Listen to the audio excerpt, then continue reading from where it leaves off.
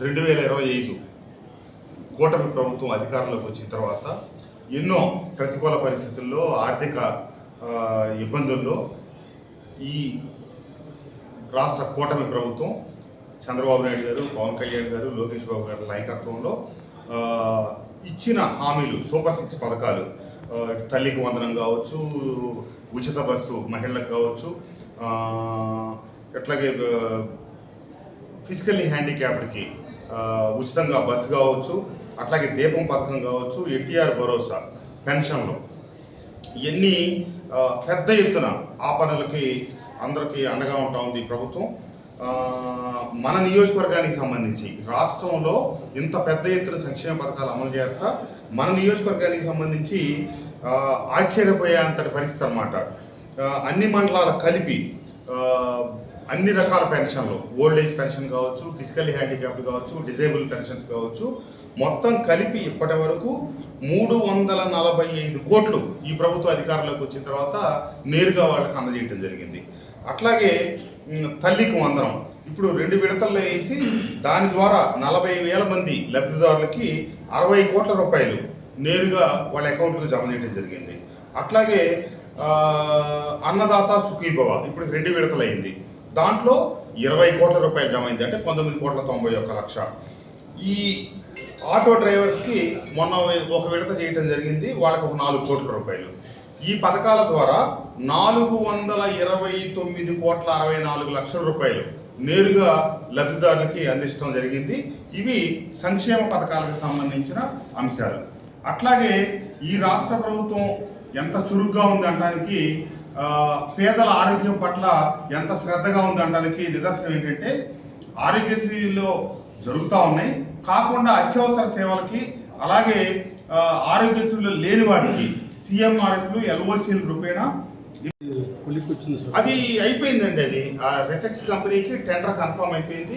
వాళ్ళ ఆధ్వర్యంలోనే 3 మాసాల బట్టి నడుస్తుంది.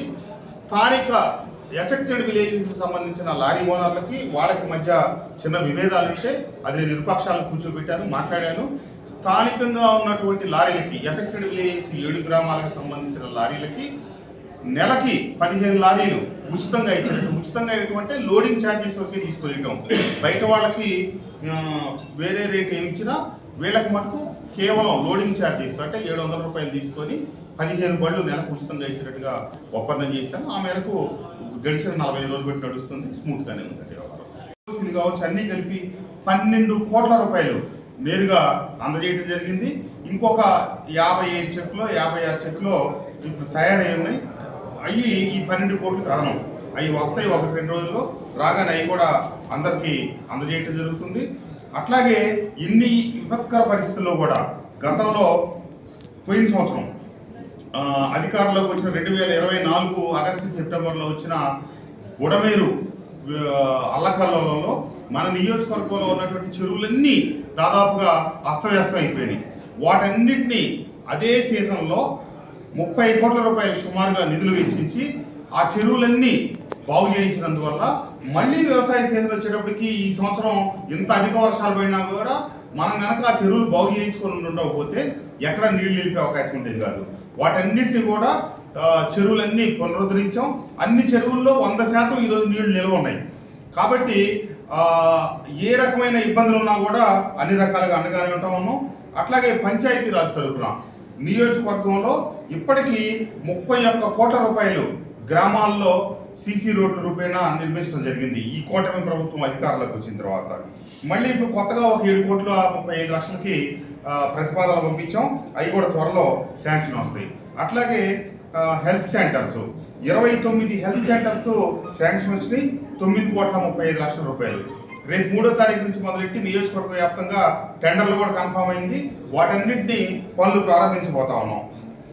అట్లాగే గ్రామీణ ప్రాంతంలో పంచాయతీరాజ్ తరఫున బీటీ రోడ్లకి 11,34 లక్షల రూపాయలు శాంక్షన్ అయింది. వాటిలో కొన్ని పూర్తయినాయి, కొన్ని జరుగుతూ ఉన్నాయి. ఇవన్నీ కూడా అతి త్వరలో కేవలం రాబోయే ఒక 45 రోజుల నుంచి 60 రోజుల్లో 2 మాసాల లోపల అన్నీ పూర్తవడం జరుగుతుంది. అట్లాగే మరీ ముఖ్యంగా మనం చెప్పుకోవాల్సింది R&B రోడ్లు. మీ అందరికీ తెలుసు గత ప్రభుత్వం రోడ్లు చేయవలసిన సమయం మెయింటెనెన్స్ కానీ నిర్మించవలసిన సమయానికి నిర్మించనందువల్ల R&B రోడ్లు విచ్ఛిన్నమయ్యి ప్రజలు ఎంత తీవ్ర ఇబ్బందులు పడ్డారు మనందరం గమనించాం. మైలవరం నుంచి నూజివీడు వెళ్ళేది. దానికి 14,85,00,000 రూపాయలు శాంక్షన్ అవడం జరిగింది.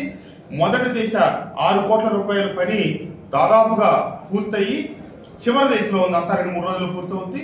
దాని కంటిన్యూషన్ మళ్ళా 8,85,00,000 రూపాయలు శాంక్షన్ అవడం జరిగింది. అది కూడా టెండర్ ప్రాసెస్ ఆల్మోస్ట్ కంప్లీట్ అయింది. దీని కంటిన్యూషన్లోనే మన నియోజకవర్గం దాటే వరకు మైలవరం టు నూజివీడు రోడ్డు పూర్తిగా 100% కొత్త రోడ్డు అవుతా ఉంది. అదొకటి ప్రజలకి సౌకర్యం కలిగించడం కోసం. అట్లాగే విజయవాడ వివి రోడ్లో మన విజయవాడ నుంచి కందులపాడు వరకు ఉన్న రోడ్డు ఇటీవల హెవీ ట్రాఫిక్ అట్లాగే అధిక వర్షాల వల్ల కొంత డ్యామేజ్ అయింది. దాని మెయింటెనెన్స్ 2 కోట్లు. అట్లాగే కందులపాడు నుంచి గణపవరం రోడ్డు వరకు దాదాపుగా 6,90,00,000 రూపాయలు ప్యాచ్ వర్క్ మెయింటెనెన్స్ కోసం అది కేటాయించడం జరిగింది. అట్లాగే కేజీవై రోడ్లో మన ఇక్కడ నుంచి కొండూరు నుంచి గంగినేని వరకు రోడ్డు జరుగుతూ ఉంది. అది ఇప్పుడు చివరి దశలో ఉంది. ఇంకొక 4 రోజుల లోపల ఖచ్చితంగా ఆ రోడ్డు పూర్తవుతుంది. కానీ గడ్డమణుగు దగ్గర బైపాస్ ఉంది. ఆ బైపాస్ కూడా ఎందుకంటే ప్రజలు ఎక్కువగా గడ్డమణుగుల నుంచి కాకుండా బైపాస్ నుంచి వాడుతూ ఉంటారు. ఆ రోడ్డు కూడా శాంక్షన్ చేసాం. అది కూడా ఇప్పుడు టెండర్ ప్రాసెస్ కంప్లీట్ అయింది. త్వరలో ఆ రోడ్డు కూడా పూర్తవుతుంది. ఈ రకంగా అట్లాగే మైలవరం వెల్టూరు రోడ్లో కూడా రోడ్డు శాంక్షన్ వచ్చింది. ఇందాక నేను 11 కోట్లు చెప్పిన వాటిలో చాలా రోడ్లు ఉన్నాయి. మన శాంతి నగర్ నుంచి కొండపల్లి శాంతి నగర్ నుంచి కౌలూరుకి ఏవైతే రోడ్డు బ్యాలెన్స్ ఉందో ఆ రోడ్డు మొత్తం కూడా నిర్మాణం పూర్తవుతోంది. ఇట్లా ఈ రకంగా చాలా రోడ్లు పెట్టున్నాం. ఆ వివరాలన్నీ కూడా మీకు ఇస్తాం.